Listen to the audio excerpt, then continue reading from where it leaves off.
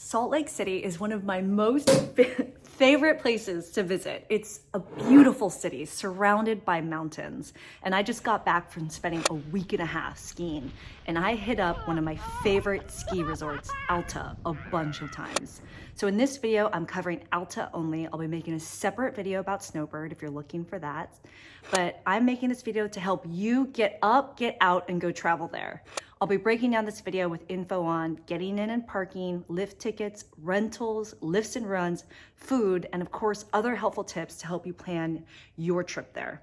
And if you're like, new phone, who dis? I'm Christine with Where in the World is CL, and I make travel videos like this every Wednesday, so check me out. I think I'm ready to start this video now. All right, let's start with getting in. One of the amazing things about skiing in Salt Lake is that the mountains are insanely close to the city. It's not like San Francisco to Tahoe where it takes 3 to 6 hours with traffic to get there. It can take just 20 to 40 minutes to get to the resorts. So the drive into Alta is super easy and it's located off of roads that are more prone to avalanches. So make sure you're checking the road conditions before driving in. There are 2 areas that you can park at. Let's just call it the easy side and the hard side. And what I mean by that is on the easy side, you have access to all types of runs from greens, blues to blacks.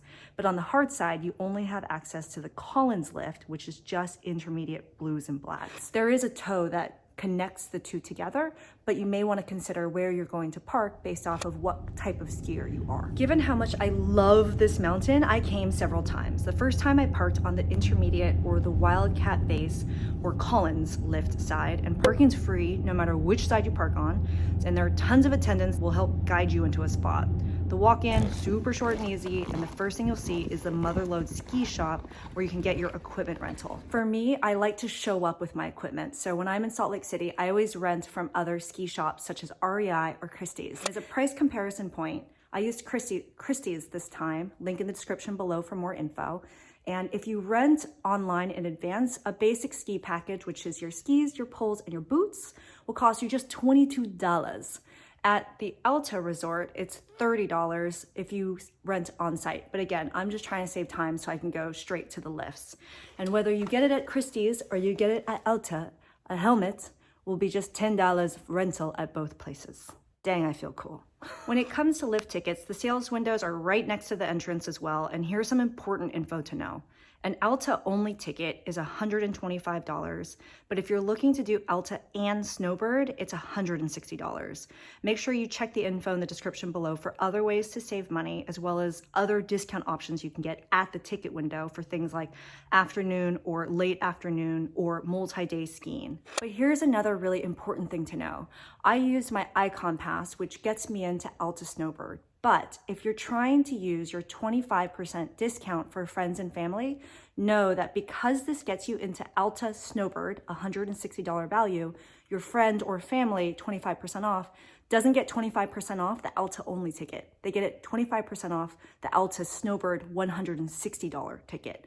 So if you're looking to just ski Alta, you may consider going and buying your lift ticket somewhere else. For example, at Christie's, it's $105 discounted rate, and that's even good on blackout days. If you park on the other side of the mountain or the all level side or the Albion Base, same thing, super easy to get in, super helpful parking attendants, really easy walk in, and the rental area as well as the lift ticket window is right there.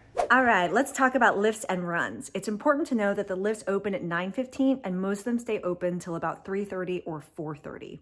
With 119 runs, it breaks out to be in favor of intermediate and advanced skiers. And it's important to know that if you're showing up with your Icon Pass or your day pass purchased from somewhere like Christie's, these are electronic. So you don't have to go to the ticket window. Awesome. You can basically stick them in your pocket and go straight through to the gates, to the lifts. So don't forget that the Albion side has all levels, and there's a tow that connects the Albion side to the Wildcat Base side, where the Collins lift takes you to intermediate and advanced runs only. And you can ski across and access both sides from the top. Are you hungry? I'm always hungry. Let's talk about food. There are 14 base area food options and 4 on-mountain food options, which is kind of a lot of options, but I always find myself going to the same places, and I'll tell you why. The first place I like to go to is ALFS, which is mid-mountain. I'm the type of skier that likes to ski non-stop, so the shortest, quickest break for hot food is where it's at for me. This is on the easier side of the mountain, and it's a counter place where you can grab, pay, and go. They've got plenty of food options, from hot drinks and beer to salad, soups, and chili to deli and a grill and a pretty nice sweets selection. And an average lunch, which for a resort isn't terribly surprising, will run you about 40 bucks. I love this spot for a quick bite, and here's a helpful tip. If you get a hot drink, your $3 hot chocolate, tea, or coffee, if you save your receipt on the same day and at ALFS only, you can get a refill. The second place I love is Collins Grill. This is mid-mountain and on the intermediate side. The entry has more casual eateries, but take a walk upstairs and you'll find it.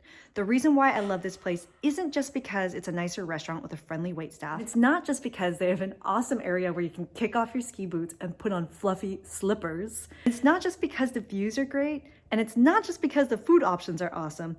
The real reason why is because it's one of the only accessible places on the mountain to get wine. I don't know why it's so hard anywhere else. All right, let's ski down the mountain for my final stop, which is Alta Java, which is a really great place to warm up with hot drinks. They have a really great selection of coffee drinks as well as chais, and you can get a hot chocolate for $4. It's a great place to sit outside and enjoy the views. Here's my final tip for you. I cannot believe how inexpensive lockers are, and they're available everywhere throughout the entire mountain. They can run you anywhere from $1 for the large ones to 50 cents for the small ones. So bring your quarters and get your lockers. What an awesome, awesome time. I love this mountain. I'm riding the tow to get back. I hope this video was helpful. Again, I'm here every Wednesday making travel videos. If you found this helpful, please give it a like, share it with your friends. Whew, I'm out of breath, and I'll see you in the next adventure.